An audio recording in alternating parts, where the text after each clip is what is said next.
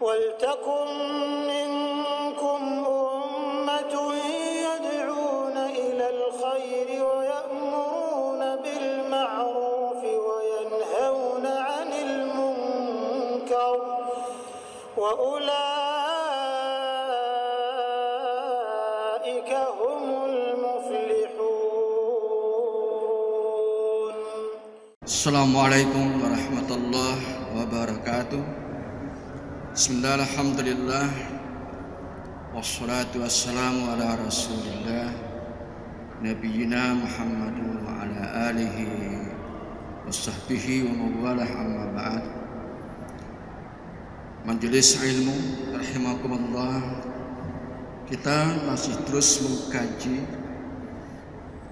kajian tentang kiat-kiat kita untuk tidak membalas kejahatan orang dengan kejahatan yang sama.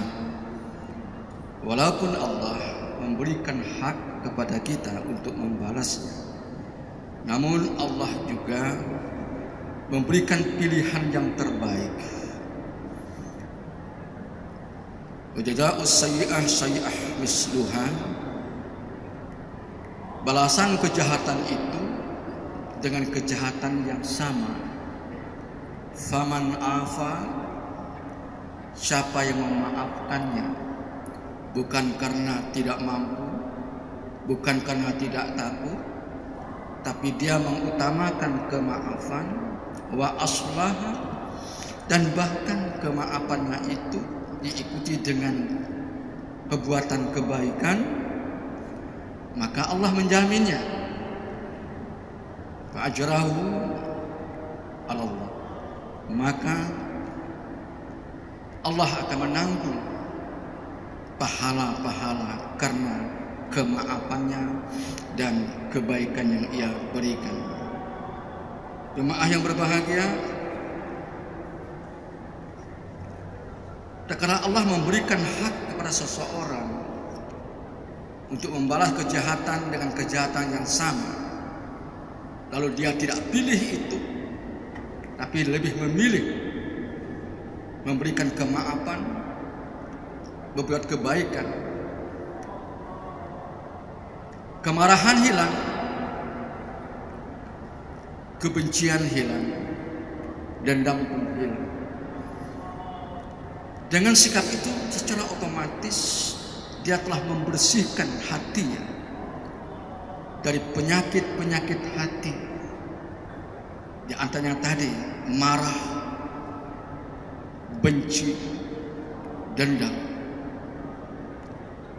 Itu dihapus oleh kemaafannya kepada orang yang telah menzalimi dirinya.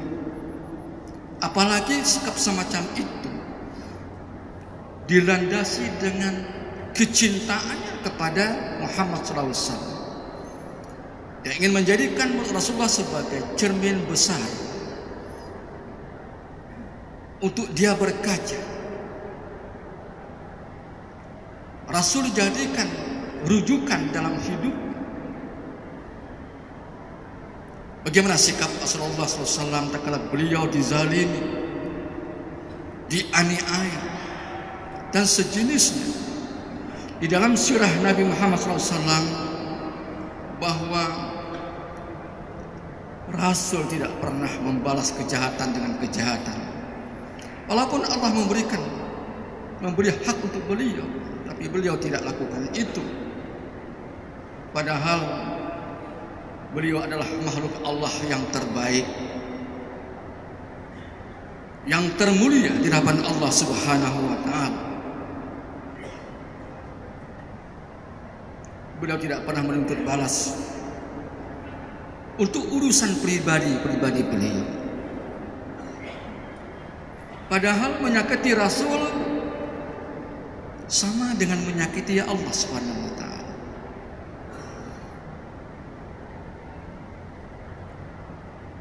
Jiwa beliau begitu tinggi, bersih, baik, jauh dari akhlak-akhlak yang tercela.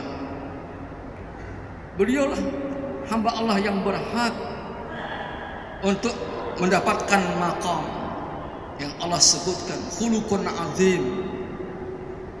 Innaka ala khuluqun azim. Hai Muhammad, engkau adalah memiliki akhlak yang agung.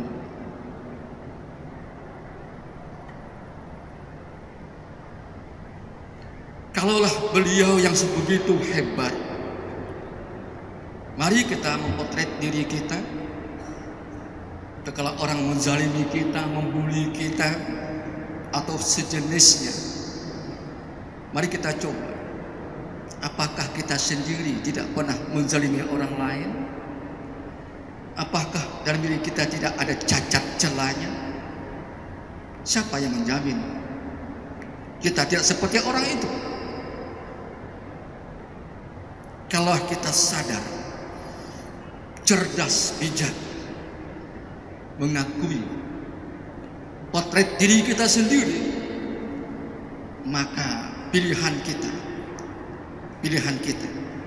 tidak akan membalas kejahatan itu dengan kejahatan. Kita lebih memilih kebaikan yang Allah siapkan untuk kita, yaitu pahala dari Allah Subhanahu wa Ta'ala.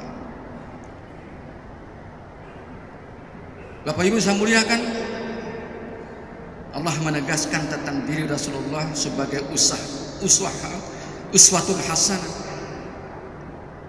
Allah berfirman, sesungguhnya telah ada pada diri Rasulullah itu uswah hasanah, teladan yang baik bagimu. Jika seandainya kita berpegang kepada ayat ini, maka dampak positifnya begitu besar. Apa kata Allah? Hanya orang yang mau menjadikan Muhammad SAW sebagai kaca besar untuk dia mempotret dirinya, sehingga keteladan beliau diikuti, maka Allah mengatakan, bagi orang yang mengharap rahmat Allah dan mengharapkan keselamatan kedatangan hari kiamat, begitu besar manfaatnya tatkala kita menjadikan beliau Rasulullah SAW sebagai cermin hidup kita sehari-hari. Jemaah yang berbahagia, mari kita dengarkan kesaksian istri tercinta Rasulullah SAW yang setiap saat berada di samping Nabi, yaitu Aisyah.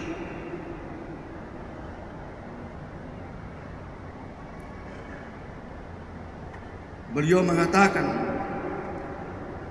wallah, demi Allah.